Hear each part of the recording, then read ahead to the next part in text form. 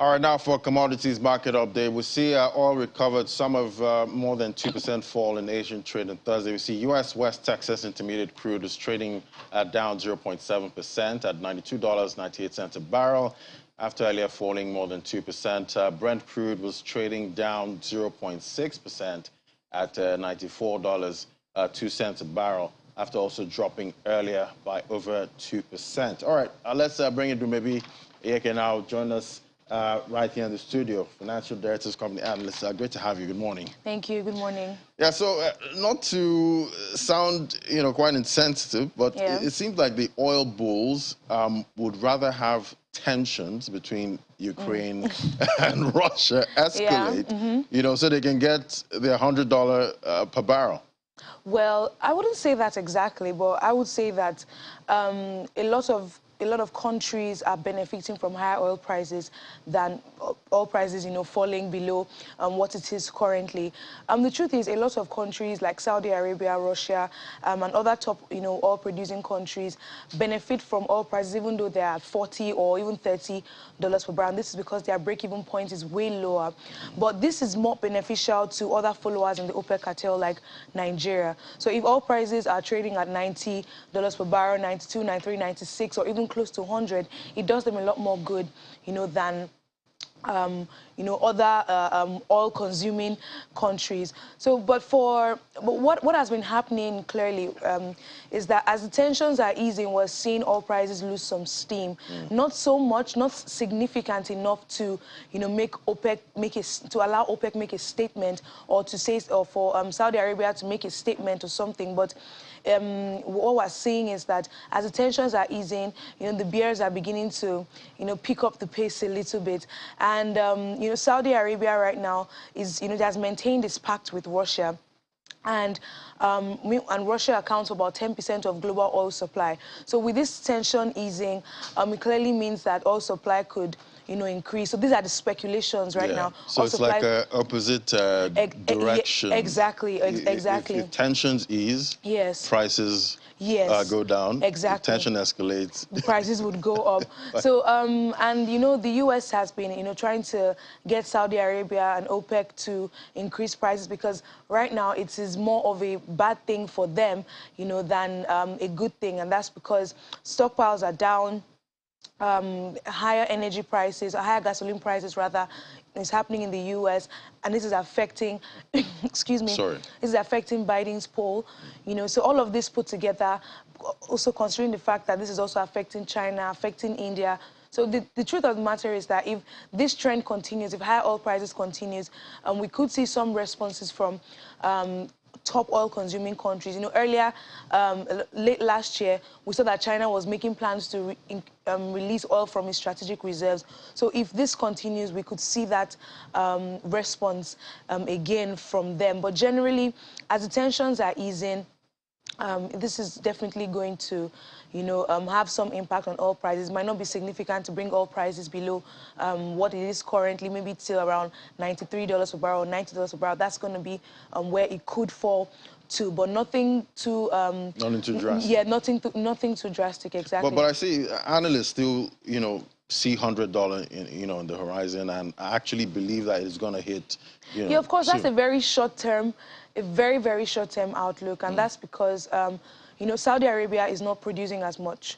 They're just producing about 10 million barrels per day compared to what they could produce, which is about 12 million barrels per day. OPEC is still very conservative in its stance. Demand is still very high. So all signals are pointing towards that $100 benchmark being hit, but it's not going to be sustained for a very long time. Right, because I don't know. I feel in my mind, once it hits, that amount, maybe 99, 99.9, maybe you might see a massive pullback from there. No, maybe not massive. Maybe not massive, because the global economy is recovering. So there is definitely high demand, and supply is not exactly what it used to be. So the supply deficit will definitely keep oil prices high, but not as high as $100 per barrel. So even if we hit $100 per barrel, maybe in a few days' time, or in a week's time, or in a few weeks' time, it will come down, but not, you know, so significant that the oil markets would jump. But what do you think? Now, let's fast forward, end of the year. End of the year. End of the year, definitely, I think that the global economy will rebalance itself, and that's because you know, the economy is recovering. Several developed economies are already recovering. We've seen record growth, you know, compared to 2020. From advanced economies like China, the Eurozone, and the US. That is definitely going to have some impact, you know, in the oil space, the oil market. Other followers within the cartel, like Nigeria, you know, would still struggle with production, and that's because they're not meeting their quota currently, and they have to do a lot more to generate revenue in terms of oil production. Excuse me. Sorry, yeah. Yeah, so all of those things are going to definitely continue to play out. But when we put the supply and demand dynamics together, we'll definitely see more, you know, demand coming. But I mean, we can't be so certain. So the oil market is very, very sensitive to different changes. Even in China, if the Chinese government says something, we see an impact in global energy markets. So yeah, and talking about global growth, I see that's the only goodie, you know, exactly. yeah, you have there, and we see that the EIU have revised global growth forecast to about 4.2%. For 2022. That's good news. Yeah, it's good news. I mean, it's not only, you know, the EIU that has come out to be optimistic about global growth.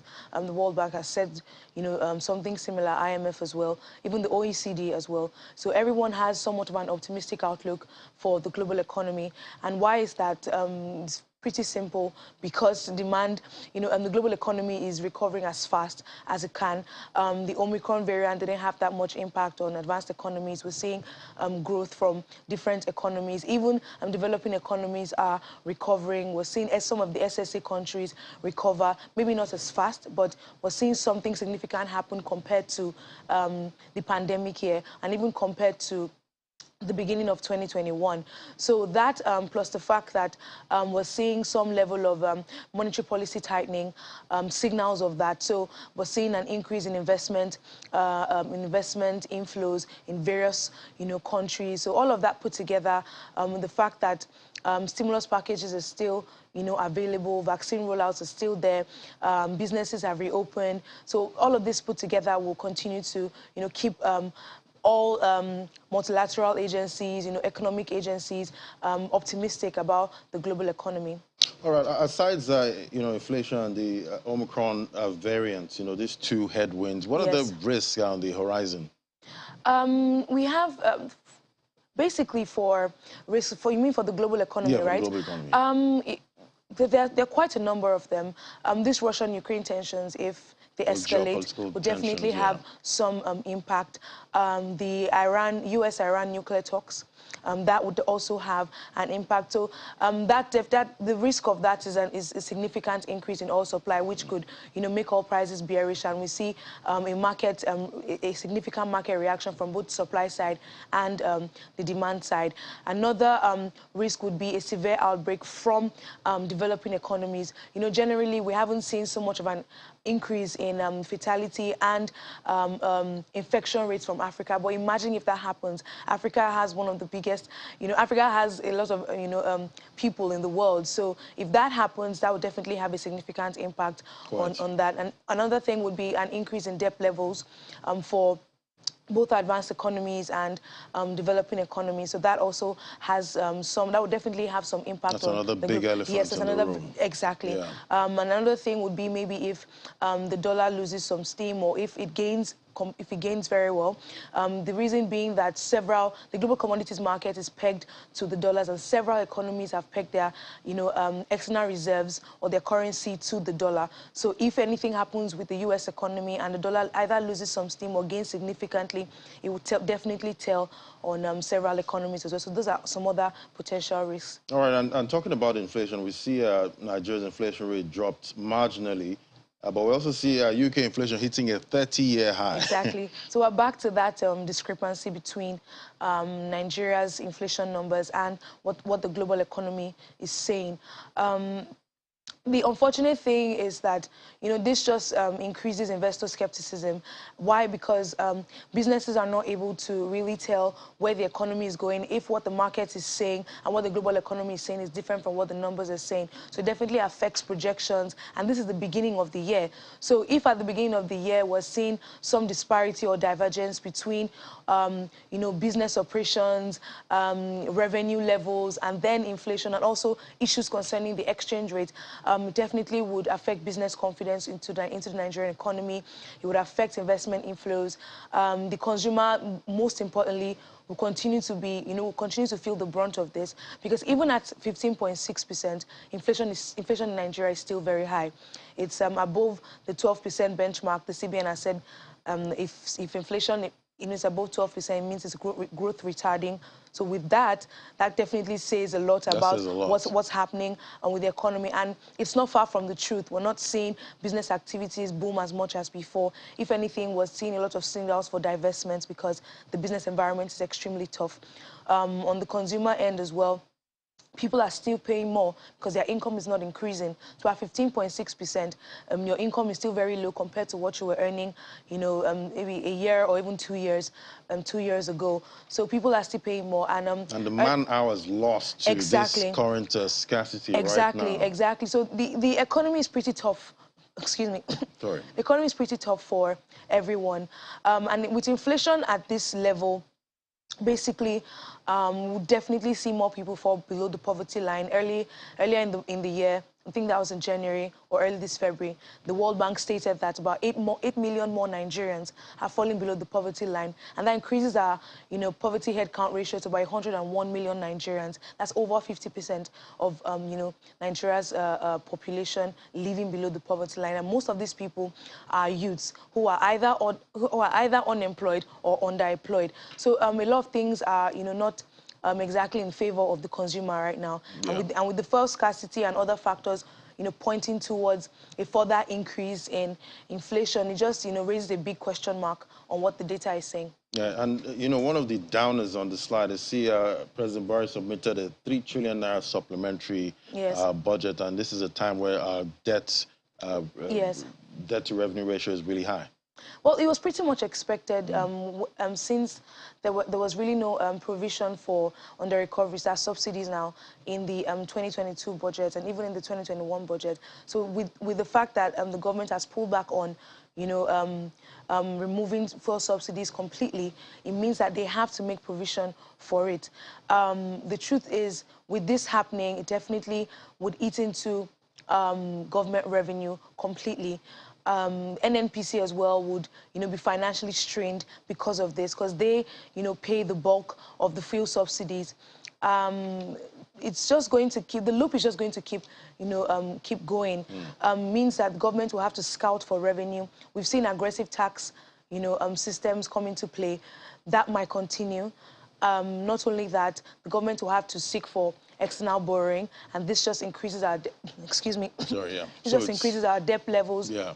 I remember earlier in the year, the Financial Times released a report saying that China is already reducing its lending to African countries because of the risk of debt defaults. So with that happening, the IMF as well is, also being very stringent on its rules concerning loans, concerning giving loans to African countries, and Nigeria is part of this country. So Africa might need to look inward. Exactly. At this so, point. and looking inwards right now to generate revenue, we have to look at what is actually sustainable. Yes. Even if we have companies, we have to look at their capacity. How much more can these companies take? Because they're paying CIT over 30%, VAT 7.5%, new digital tax of 6%, the sugar tax, so all of these things put together. Quite a grim picture. Exactly. So, and when we look at the fact that SMEs are still not, the small-scale businesses are still not booming as well. They are, fighting or literally struggling to pick up the pace since after the pandemic and even in 2021. Okay. So it's just going to be, a very difficult I'll just situation. hold on to this goodie right here, the only one you have on your slide, improved global growth, positive for international trade. Yes. I'll hold on to that. All right, Dumebi Yeke, analyst, financial derivatives company. Great to have you today. Thank you so much. All right, we'll take a moment now.